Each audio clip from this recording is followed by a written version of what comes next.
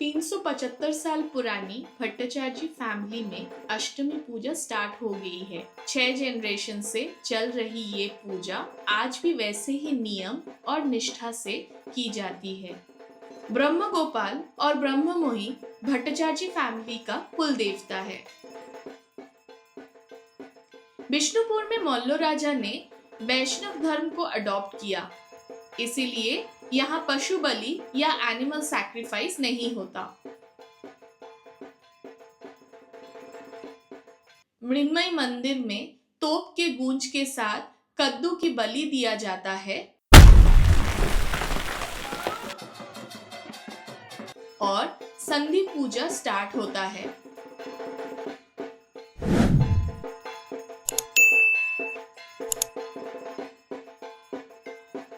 विजयदशमी में माँ दुर्गा को घर के सभी औरतें बौरन और आरती करके विदा करते हैं, नवपत्रिका विसर्जन के साथ।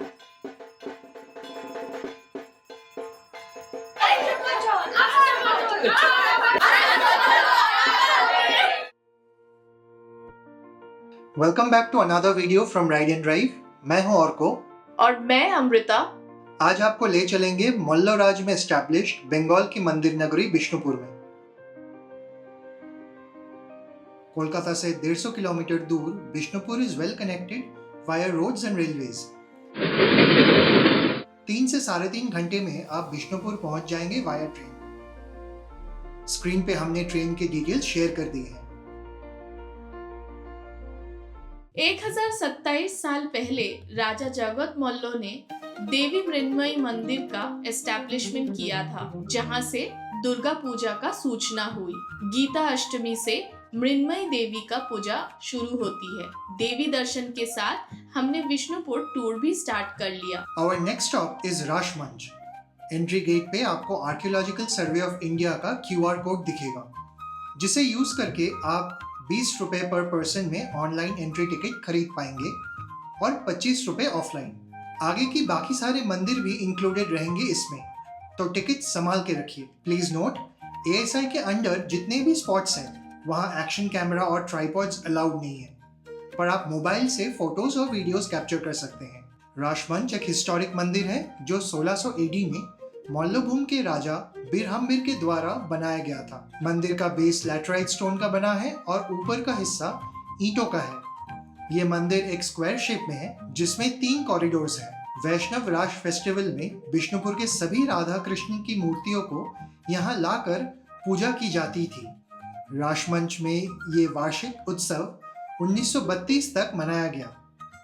राशमंचों से लगभग 10 मिनट की दूरी पर है मदन मोहन मंदिर। मल्लभूम के राजा दुर्जन सिंह देव ने 1694 में कृष्ण और राधा के लिए ये मंदिर बनवाया। मंदिर एक लैटराइट ब्लॉक प्लेटफॉर्म के ऊपर ईंटों से बनी है,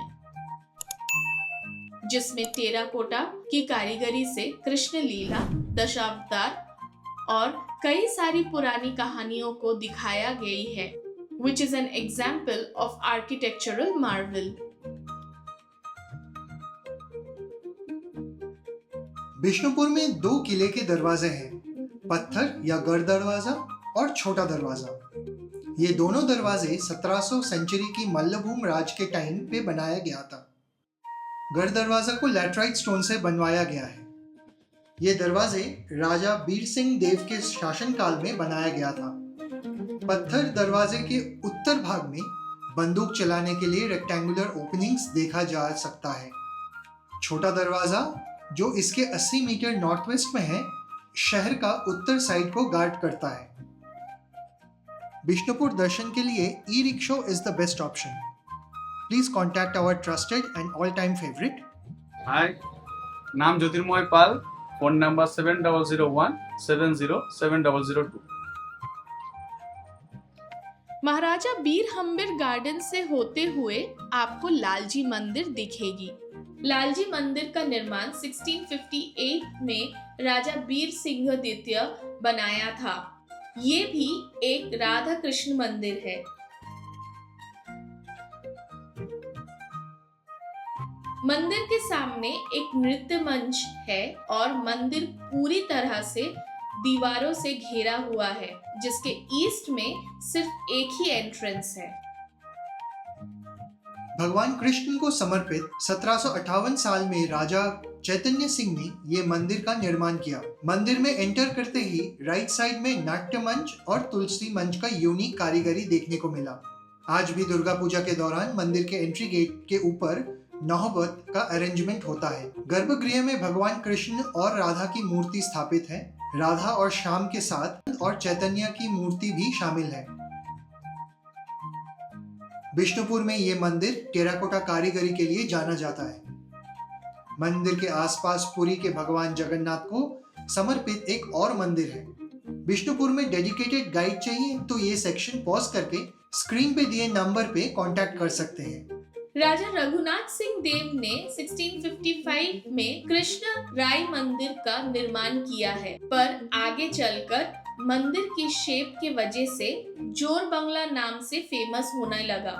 मंदिर की शेप दो छत वाले घरों की तरह एक साथ जॉइंट है और उसके ऊपर एक प्रेयर रूम का मीनार है। मंदिर के दीवारों पर रामायण महाभारत का रिफ्लेक्शन देखने मिलेगी। कुछ खास है इन नक्काशियों में, जिसके कारण जोर बंगला का स्टैम्प पब्लिश किया था इंडियन पोस्टल सर्विस ने ऑन अगस्त 2020।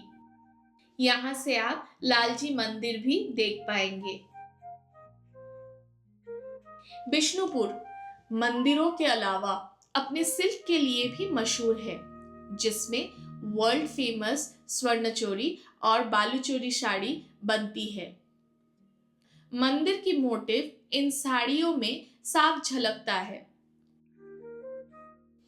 बांकुड़ा विष्णुपुर का टेराकोटा का घोड़ा इस जगह की पहचान है, जो गिफ्टिंग और सुवेनियर के लिए सबसे अप्रोप्रिएट है। डोकरा का हैंडीक्राफ्ट्स अपने अनोखे डिजाइन और शानदार क्राफ्ट्समैनशिप के कारण हमेशा चर्चे में रहता है। आचार्य जोगेश चंद्र म्यूजियम के निर्माण तब हुआ जब विष्णुपुर के आसपास के एरिया की एक्सकवेशंस हो रही थी। विष्णुपुर घराना संगीत में रुचि रखने वालों के बीच काफी मशहूर है। हर साल यहाँ पर एक म्यूजिक फेस्टिवल होता है, जिसमें क्लासिकल और आधुनिक गायक पार्टिसिपेट करते हैं। अगर आप 1-2 दिन रह के विष्णुपुर का पूरा टूर करना चाहते हैं तो आप वेस्ट बंगाल टूरिस्ट लॉज नहीं तो होटल अन्नपूर्णा 2 बेहतरीन ऑप्शन है रहने के लिए। गुमघर बनवाने का वजह या समय के बारे में कहीं कुछ लिखा नहीं है, पर लोगों का मानना है कि मल्लराज के दौरान कैदियों को और अपराधियों को यहाँ छुपाया या सजा दिया जाता था। नंदलाल और राधा माधव मंदिर की कारीगरी देखना मिस मत करना।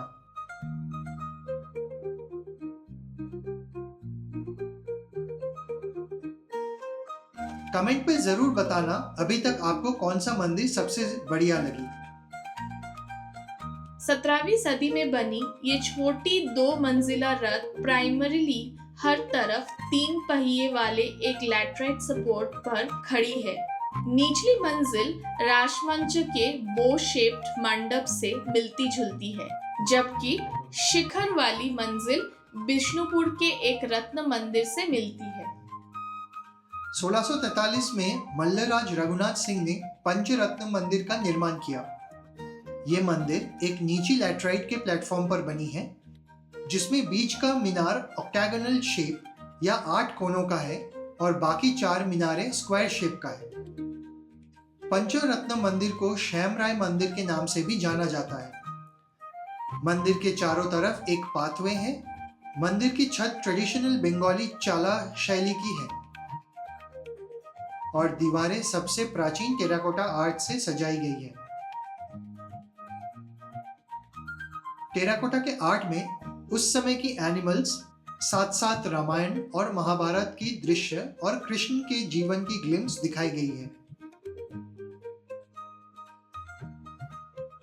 बीर सिंह ने 1658 में 7 झीलों का निर्माण किया, जिनमें से ये लाल बांध के नाम से जाना जाता है।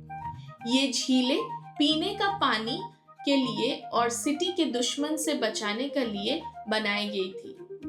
मल्ल राजा रघुनाथ सिंह के बारे में कहा जाता है कि वो एक फारसी डांसर लाल बाई के प्रति आकर्षित हो गए थे। लोकल लोगों का मानना है कि मल्ल वंश की सेना और प्रजा द्वारा लाल बाई और उनके बच्चे को पत्थरों से भारी नाव पर बांधकर मार दिया गया था। और एक कथा ये भी है कि जब कोई अमावस्या की रात लाल बाग के पास जाता है तो एक महिला की मदद के रोने की आवाज सुनाई देती है।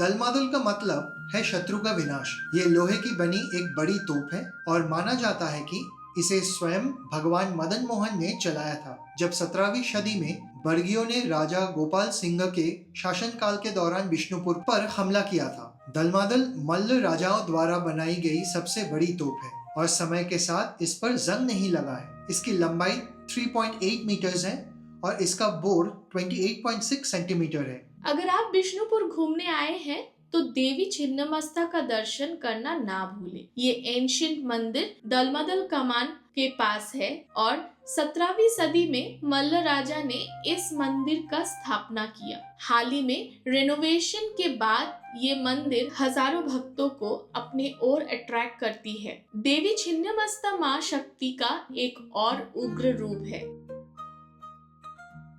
हाल ही में बिष्णुपुर में पोड़ामाटिर हाट नाम से एक लोकल हैंडीक्राफ्ट मार्केट शुरू हुआ है, क्योंकि बिष्णुपुर अपना टेराकोटा और डोकरा मटेरियल के लिए फेमस है, इसलिए ये मार्केट का नाम अप्रोप्रिएट है। इस मार्केट का प्राइमरी ऑब्जेक्टिव है बिष्णुपुर की टेराकोटा आर्ट और पूरे बांकुड़ा जिले की संस्कृति को बढ़ावा देना। हर सैटरडे पोड़ामाटिर हाट बिष्णुपुर के छिन्नमस्ता मंदिर के आगे जोरा मंदिर के सामने खुले मैदान में लगती है। ये आफ्टरनून से शुरू होकर इवनिंग तक चलती है। आप यहाँ लोकल बाउल और टूशू गान का आनंद ले सकते हैं। दिसंबर महीने में बिष्णुपुर मेला देखने के लिए लाखों दर्शक आते हैं।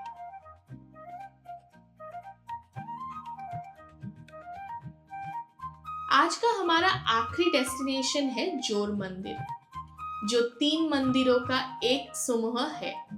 ये मंदिर लैटराइट से बनी है और 1726 में मल्ल राजा गोपाल सिंह ने बनाया था। ये सभी मंदिर स्क्वायर शेप में है और एक उठे हुए प्लेटफॉर्म पर बनी है। बीच का मंदिर काफी सुंदर नक्काशी वर्क से सजाया गया है, जिसमें मुख्य रूप से रामायण और कृष्ण लीला को दर्शाया गया है। ये मंदिर भी एएसआई के अंडर संरक्षण किया जाता है और यहाँ एक सुंदर गार्डन भी है।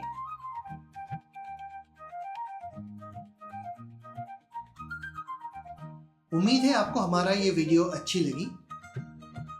प्लीज कमेंट अगर आपने बिष्णुपुर विजिट किया है और चैनल को सब्सक्राइब करना ना भूलें। त्योहार पूरा हो गया है, अब फिर से लौट जाएंगे हम अपने शहरों की तरफ, जहां से मोहलत लेके आए थे हम अपने घर की आंगन की तरफ। फिर मन में एक अफसोस रह जाएगी कि काश थोड़ा और वक्त मिल जाता तो हम घर को जरा और महसूस कर पाते, क्योंकि घरों में हमारा आना अब बच्चों की तरह नहीं, मेहमानों की तरह होता है।